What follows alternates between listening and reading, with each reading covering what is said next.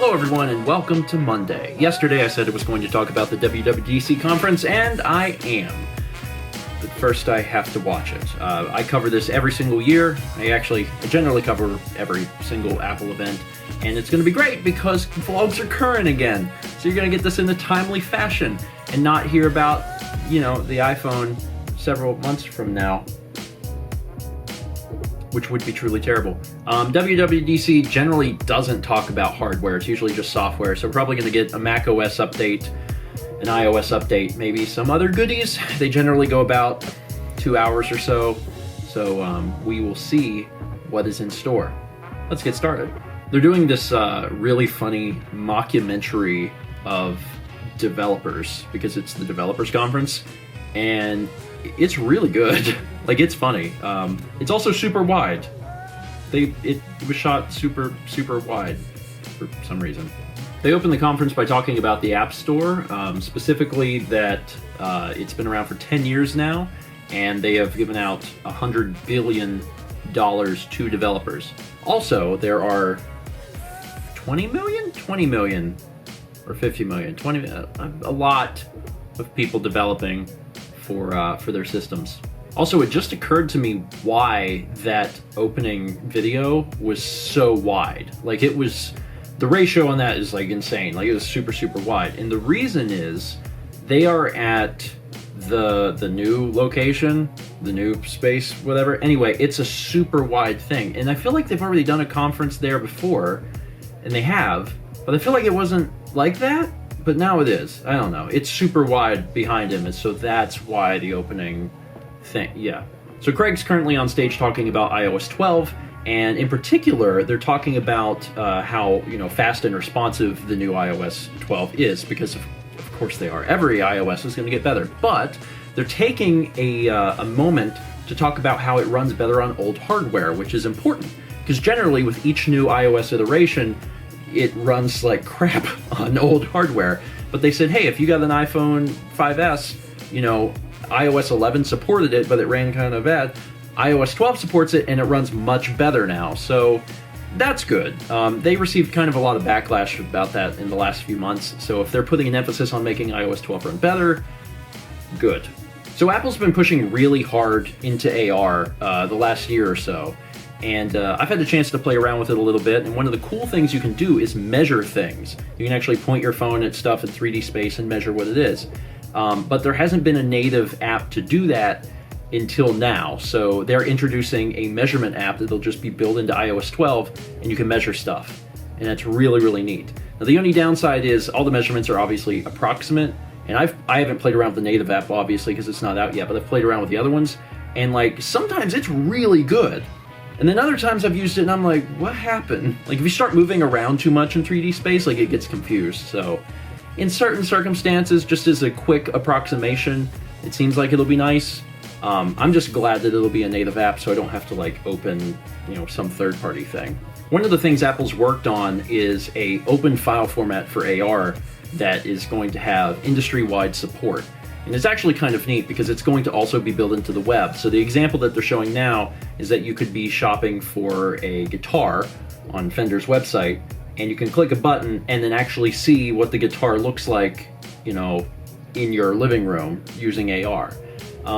It's neat. It's pretty neat. I'm still most excited about measuring things, but that's just because I'm a boring old adult now.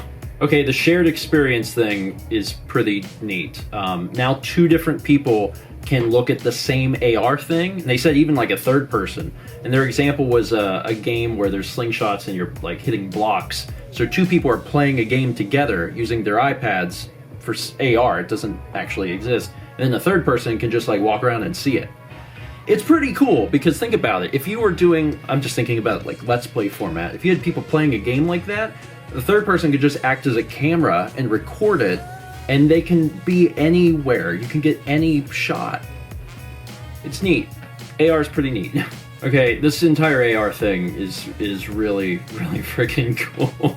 Now they have Lego up on stage, and they have a physical Lego set that they built. And one of the new things in AR Kit is that it can detect specific things. So you can open it up and the Lego app can look and be like, oh, that's this model. And then it creates a digital world that surrounds it because it knows what model it is. It's just, I don't know. In some ways, I'm jealous of kids that are growing up today, because I'm like, this is really neat, man. I wish I had this when I was a kid. Okay, so I really didn't expect to talk about the Lego section more than one time, but they hit a button and their physical set, like all of a sudden, like had the walls pulled up and it turned into a digital thing where you could see inside of the set, and it had all these like animations and things going on, and it was so friggin' cool. Like, and of course you could do that with how everything works, right? But it caught me totally off guard, and I was like really blown away. And also, I'm very jealous of children. There's a huge update to Siri called Siri Shortcuts. And it basically allows you to string together any number of commands that you want Siri to do, and then apply a custom phrase. And it's pretty neat. In the demo that they used, they made a custom phrase called heading home, and it did like a huge series of things. It got the person's location, figured out how long it would take them to get home, and it like automatically set their thermostat and their fan and played a specific radio station and all this stuff and pulled up directions. And it did all of that because it was already set with that custom phrase. So that's neat, but also Siri is lagging behind Google pretty badly. Like, Google can do all of these interesting things and pull up all of this cool information that Siri can't do. So like, even though this is a step in the right direction and it's really neat, it still has a long way to go to catch up. So the crowd just went wild over a CarPlay update, and I don't really know anything about CarPlay because I drive a 2004 Ford Escape, but apparently before now, CarPlay did not support any third-party map apps, which means if you were using CarPlay, you had to use Apple Maps. So my apologies to everyone who is currently at the bottom of a riverbed somewhere. Loudest cheer so far, grouped notifications. So whenever you check your lock screen, like if you've got multiple messages and multiple calendar or whatever, it's not just a huge list, they're actually grouped together. I don't really have that big of a problem with it, partially because I live my life with a lot of notifications turned off. But for most people, I think that would be helpful.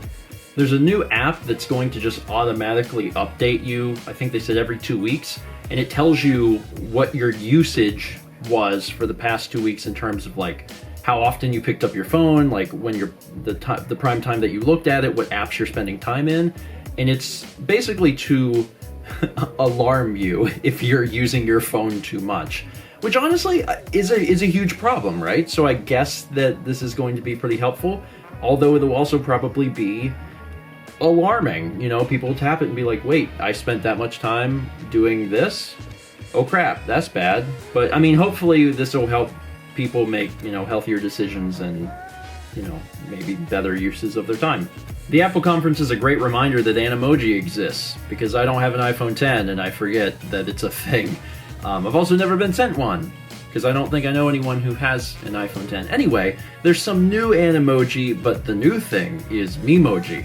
You can now make yourself as an emoji, or an Animoji, and send them to people. It's Mii's.